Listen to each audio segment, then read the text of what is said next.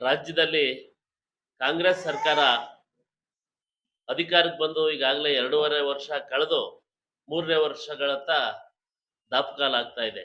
ಇಂಥ ಸಂದರ್ಭದಲ್ಲಿ ಸುಮಾರು 2.5 ವರ್ಷ ಕಾಲಹರಣ ಮಾಡಿದ್ದೇ ಇವರ ಸಾಧನೆ. ಇಡೀ ರಾಜ್ಯಾದ್ಯಂತ ಯಾವುದೇ ಅಭಿವೃದ್ಧಿ ಕಾರ್ಯಗಳು ಮಾಡಲಿಲ್ಲ ಕಾಂಗ್ರೆಸ್ ಸರ್ಕಾರ.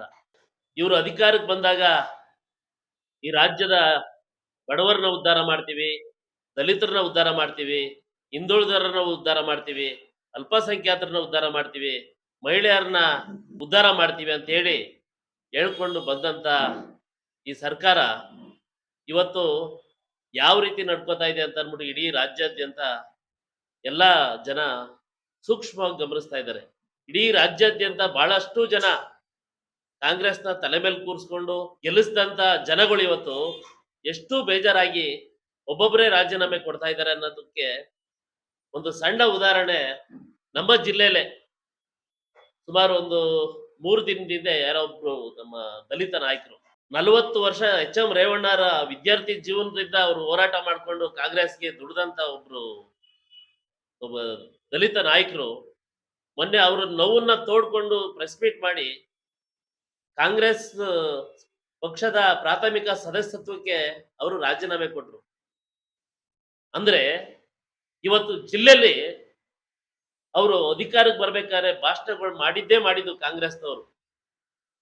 ನಾವು ಏನಾದ್ರು ನಮ್ಮ ಸರ್ಕಾರ ಬಂದ್ರೆ ದಲಿತರನ್ನ ಆ ಮಟ್ಟಕ್ಕೆ ಉದ್ಧಾರ ಮಾಡ್ತೀವಿ, ಈ ಮಟ್ಟಕ್ಕೆ ಉದ್ಧಾರ ಮಾಡ್ತೀವಿ, ಏನ್ ದಲಿತರು ಇನ್ಯಾವ 70 ವರ್ಷದಿಂದ ಯಾರು ಬಡತನದಿಂದ ಇದಾರೋ ಅವ್ರನ್ನೆಲ್ಲ ಶ್ರೀಮಂತರು ಮಾಡಾಕ್ ಕೊಡ್ತೀವಿ ಅನ್ನೋ ಮಟ್ಟಕ್ಕೆ ಇವರು ಆಶ್ವಾಸನೆಗಳನ್ನ ಕೊಟ್ಟಿ ಇವತ್ತು ಕಾಂಗ್ರೆಸ್ಗೆ ದುಡ್ದಂತ ದಲಿತ ನಾಯಕರು ಇವತ್ತು ಎಷ್ಟು ಹಿಂಸೆಯಿಂದ ಅವರ ಜೀವನಗಳನ್ನ ಅವರ ಪಕ್ಷದಲ್ಲಿ ಕಳೀತಾ ಇದ್ದಾರೆ ಅಂತಂದ್ರೆ ನಿಜವಾಗ್ಲೂ ಅವ್ರ ಪ್ರೆಸ್ ಮೀಟ್ ಅಲ್ಲಿ ಅವ್ರು ಮಾತಾಡಿದ ಮಾತುಗಳು ನಿಜವಾಗ್ಲೂ ನಮಗೆ ಬೇರೆ ಪಕ್ಷದವ್ರಿಗೆ ನೋವು ಮಾಡ್ತವೆ. ಯಾಕೆ ಅಂತಂದ್ರೆ ಇವತ್ತು ಕಾಂಗ್ರೆಸ್ ಸರ್ಕಾರದಲ್ಲಿ ಕಾಂಗ್ರೆಸ್ ಪಕ್ಷದಲ್ಲಿ ಮೂಲ ಕಾಂಗ್ರೆಸ್ಸಿಗರು ಮತ್ತೆ ವಲಸಿಗ ಕಾಂಗ್ರೆಸ್ಸಿಗರ ನಡುವೆ ಬಹಳಷ್ಟು ಭಿನ್ನಾಭಿಪ್ರಾಯ ಇದೆ.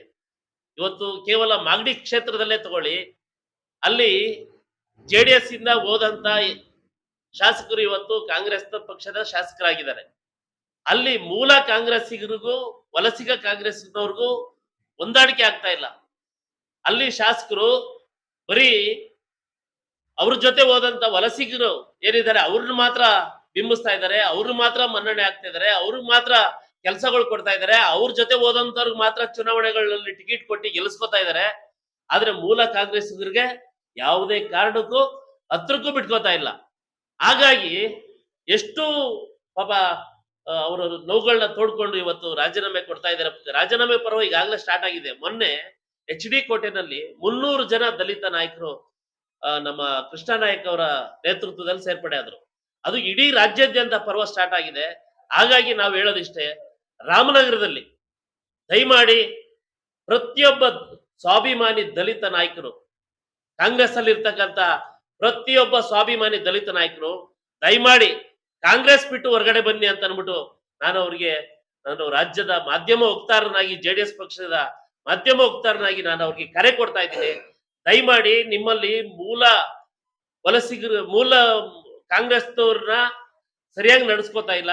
ಈಗಾಗಲೇ ನಿಮ್ಗೆ ದಲಿತರ SCP TSP ಕೆಲಸಗಳು ಕಿತ್ಕೊಂಡಿದ್ದಾರೆ, ಕಾಂಟ್ರಾಕ್ಟ್ ಕೆಲಸಗಳು ಕಿತ್ಕೊಂಡಿದ್ದಾರೆ, ನಿಮ್ಮನ್ನ ಮೂಲೆ ಗುಂಪು ಮಾಡಿ ನಿಮ್ಮನ್ನ ಇನ್ನೂ ಬಡತನಕ್ಕೆ ತಳ್ತಾ ಇದ್ದಾರೆ. ಕಾಂಗ್ರೆಸ್ ಪಕ್ಷ ನೀವು ಗೆಲ್ಸಿದ್ದಕ್ಕೆ ಅವ್ರು ನಿಮ್ಗೆ ಕೊಡ್ತಾ ಇರೋ ಉಡುಗೊರೆ. ಹಾಗಾಗಿ ನಿಮ್ಗೆ ಕರೆ ಕೊಡ್ತಾ ಇದ್ದೀವಿ, ದಯಮಾಡಿ ದಲಿತ ಸ್ವಾಭಿಮಾನಿ ದಲಿತ ನಾಯಕರು ಕಾಂಗ್ರೆಸ್ ಅಲ್ಲಿ ಯಾರ್ಯಾರು ಇಲ್ಲಿವರೆಗೂ ದುಡಿದಿದ್ರ ಅವರೆಲ್ಲ ದಯಮಾಡಿ ಕಾಂಗ್ರೆಸ್ ತ್ಯಜಿಸಿ ದಯಮಾಡಿ ಬನ್ನಿ ನಮ್ಮ ಪಕ್ಷಕ್ಕೆ. ನಾವು ನಿಮ್ಗೆ ತುಂಬ ಹೃದಯದಿಂದ ಸ್ವಾಗತ ಮಾಡಿ ನಿಮ್ಮನ್ನ ಗೌರವಯುತವಾಗಿ ನಮ್ಮ ಪಕ್ಷದಲ್ಲಿ ನಡ್ಸ್ಕೊಳಕ್ಕೆ ನಾವು ನಿಜವಾಗ್ಲೂ ನಡ್ಸ್ಕೋತೀವಿ ಅಂತ ಅನ್ಬಿಟ್ಟು ಈ ಸಂದರ್ಭದಲ್ಲಿ ನಾವು ಅವರಿಗೆ ಕಾಂಗ್ರೆಸ್ ಅಲ್ಲಿ ಇರ್ತಕ್ಕಂಥ ಎಲ್ಲಾ ದಲಿತ ನಾಯಕರಿಗೆ ಈ ಸಂದರ್ಭದಲ್ಲಿ ಆಹ್ವಾನ ಮಾಡ್ತಾ ಇದ್ದೀವಿ.